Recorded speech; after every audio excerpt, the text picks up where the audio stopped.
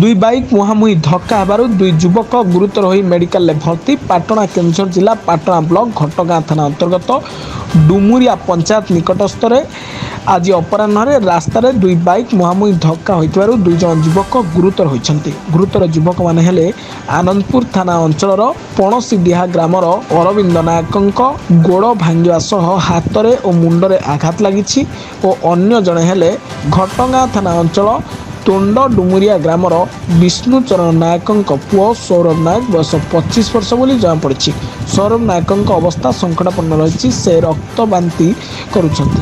ପଣସଡିହାର ଯୁବକ ଭୀମକୁଣ୍ଡ ହୋଇ ନିଜ ଗାଁକୁ ଆନନ୍ଦପୁର ଯାଉଥିବା ବେଳେ ସୌରଭ ନାୟକ ଡୁମୁରିଆର ତୋଣ୍ଡ ଗ୍ରାମରୁ ଫେରୁଥିବା ବେଳେ ଦୁଇ ବାଇକ୍ ମୁହାଁମୁହିଁ ଧକ୍କା ହୋଇଥିଲା, ଯାହାଫଳରେ ଦୁଇ ଜଣ ଛିଟିକି ପଡ଼ିଥିଲେ। ଗ୍ରାମବାସୀମାନେ ଦେଖି ତୁରନ୍ତ ଦୁଇ ଜଣଙ୍କୁ ଉଦ୍ଧାର କରି 108 ଆମ୍ବୁଲାନ୍ସ ଯୋଗେ ପାଟଣା ଗୋଷ୍ଠୀ ସ୍ୱାସ୍ଥ୍ୟକେନ୍ଦ୍ରରେ ଭର୍ତ୍ତି କରିଥିଲେ। ସେଠାରେ ଥିବା ଡାକ୍ତର ଚିକିତ୍ସା କରିବା ପରେ ଦୁଇ ଜଣଙ୍କୁ କେନ୍ଦୁଝର ଜିଲ୍ଲା ମୁଖ୍ୟ ଚିକିତ୍ସାଳୟକୁ ସ୍ଥାନାନ୍ତରିତ କରିଛନ୍ତି। କେନ୍ଦୁଝର ଜିଲ୍ଲା ପାଟଣାରୁ ଦଶରଥ ବାରିକଙ୍କ ରିପୋର୍ଟ, ବ୍ଲାକ୍ ନ୍ୟୁଜ୍ ଓଡ଼ିଆ।